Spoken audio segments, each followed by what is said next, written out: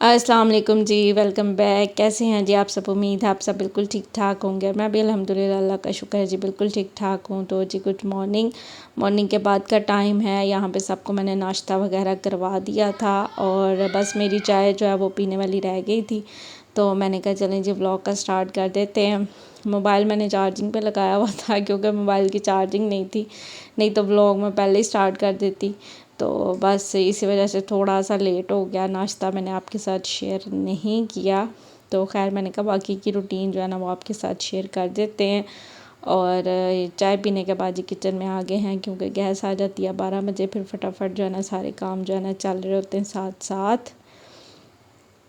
तो सबसे पहले तो मैंने दूध रखा है बॉयल होने के लिए, क्योंकि दूध का डर होता है कि ख़राब ना हो जाए, क्योंकि मतलब 10:30 बजे ना दूध वाला दूध दे के चला जाता है, लेकिन वो फिर मैं फ्रिज में रख देती हूँ, उसको बॉयल नहीं करती क्योंकि गैस नहीं होती। तो फिर जब गैस आती है ना तो फिर दूध को बॉयल कर लेती हूँ।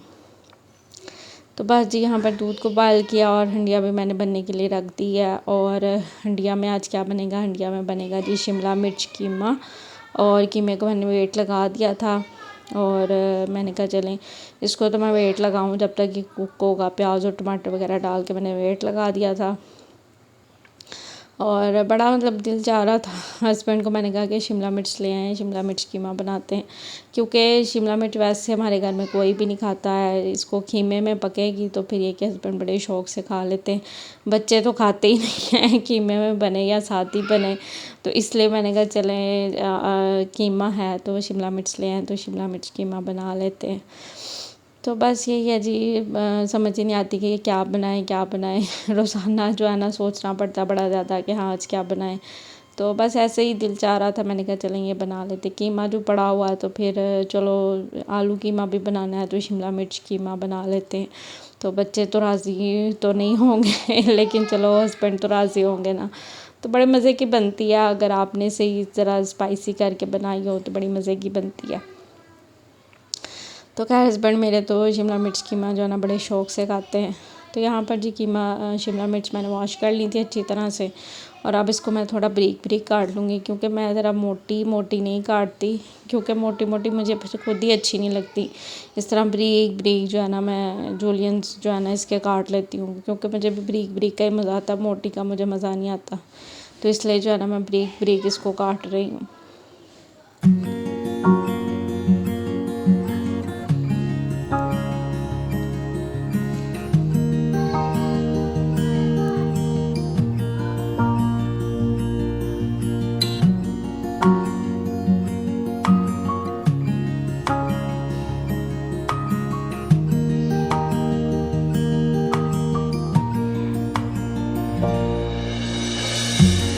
तो अजी जितनी देर मैंने शिमला मिर्च काटी उतनी देर जो है ना मेरा कीमा भी ऑलमोस्ट जो है ना भुनने के करीब हो गया था। तो पानी सारा ड्राई हो गया था, जो प्याज और टमाटर थे ना वो भी मैश हो गए थे अच्छी तरह से। तो अब मैं इसके अंदर ऑयल डाल के ना इसको अच्छी तरह से भून लूँगी। आपने इसको बहुत अच्छी तरह से भूनना है ताकि जो इसकी स्मेल है ना, रॉ स्मेल जो होती है वो ख़त्म हो जाए अच्छी तरह से, कोई भी इसके अंदर स्मेल ना रहे। और उसके बाद इसके अंदर शिमला मिर्च ऐड कर दूँगी।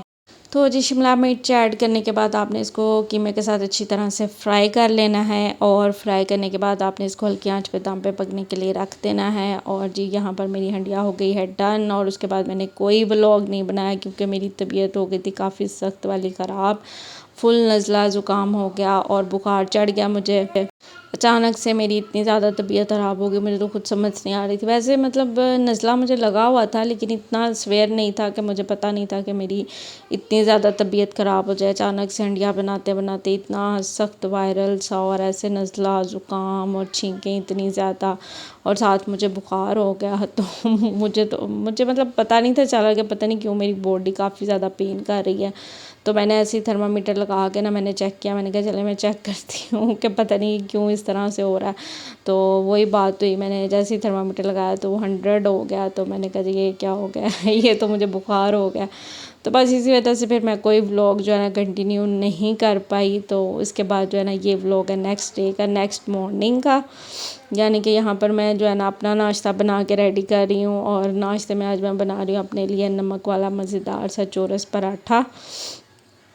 तो बस जी इसी तरह से है। लेकिन तबीयत मेरी काफ़ी ज़्यादा ख़राब हो गई थी, लेकिन अब चूँकि नेक्स्ट डे फिर भी थोड़ी बेहतर हो गई थी, क्योंकि मेडिसिन वगैरह मैंने खाई थी। लेकिन थोड़ा सा मसला है था मतलब नज़ले ज़ुकाम का, लेकिन वो बुखार वाली कैफियत का थोड़ा सा फ़र्क पड़ गया था। तो फिर इस वजह से जो है ना मैंने कहा चलें, ब्रेड भी नहीं थी घर में, तो मुझे समझ नहीं थी आ रही कि मैं क्या नाश्ता करूं। तो मैंने कहा चलें पराठा बना लेते हैं अपने लिए, नमक वाला पराठा। दिल तो नहीं कर रहा था कुछ भी खाने का लेकिन खाना तो है, खाए बगैर गुजारा नहीं है, क्योंकि मुझे मेडिसिन भी लेनी थी। और मेडिसिन मुझे इसलिए लेनी थी, मुझे यह था कि फिर से ज़्यादा तबीयत ना ख़राब हो जाए, क्योंकि तबीयत ख़राब हो जाए ना तो फिर आराम से बैठा नहीं जाता, और काम तो होते हैं करने वाले, काम तो ख़त्म नहीं होते, तो फिर बड़ी ज़्यादा टेंशन सी हो जाती है, और काम फिर होता भी नहीं है, और काम पड़े हों तो वो भी टेंशन होती है, और नहीं हो रहा तो इस चीज़ की भी टेंशन होती है।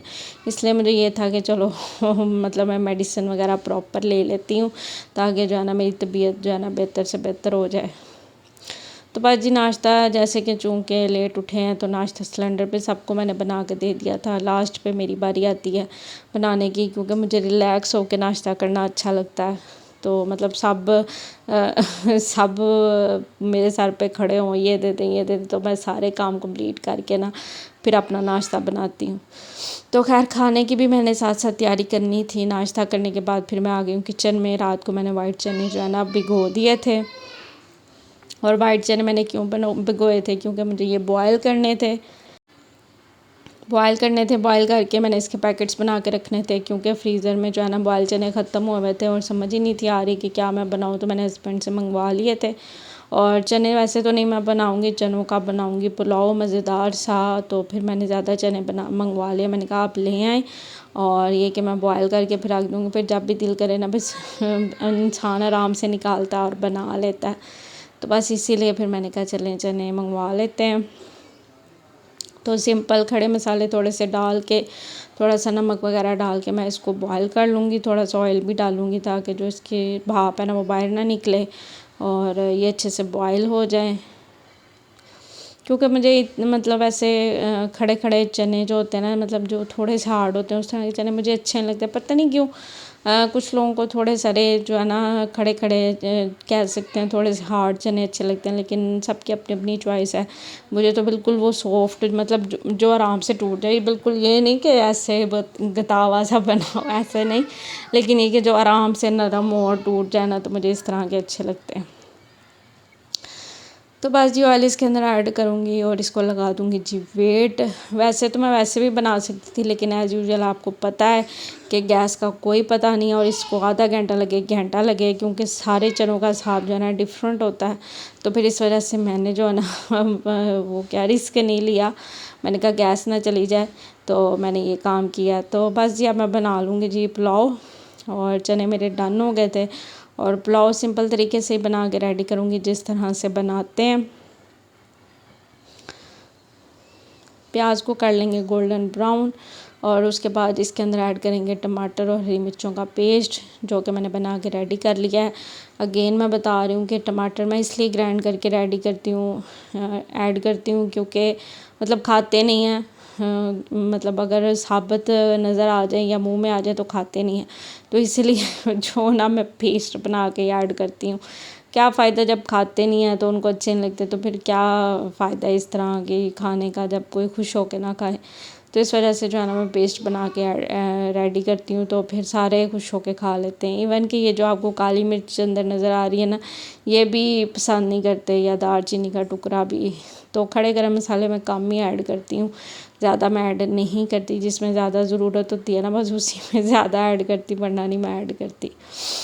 तो खैर मसाला अच्छे से मैंने भून लिया था, और इसके अंदर इसके बाद मैंने चने ऐड कर दिए, और चनों को भी थोड़ा सा मैं भूनूंगी, और इसके अंदर पानी ऐड कर दूंगी। पानी ऐड करने के बाद इसके अंदर चावल ऐड कर देंगे, और फिर इसको लगा देंगे जी दम पे। जब पानी ड्राई हो जाएगा और फिर दम लगा देंगे, और दम के बाद जो मतलब जो होता है वही होता है मतलब ये कि दम के बाद चेक कर लेंगे कि जब हमारा दम कंप्लीट हो जाएगा। तो खैर यहाँ पर मैं नमक चेक कर रही थी, तो इस मतलब यहाँ पर ना मैं जब मैं पानी ऐड करती हूँ, चावल ऐड करती हूँ ना, तो मैं एक दफ़ा जो है ना नमक अच्छी तरह से चेक कर लेती हूँ, क्योंकि स्टेज पे फिर जो कमी पेशी होती है ना वो पूरी हो जाती है। चावल बनने के बाद तो फिर पूरी नहीं हो सकती, तो इसलिए इस स्टेज पे जो है ना मैं चेक कर लेती हूँ अच्छी तरह से।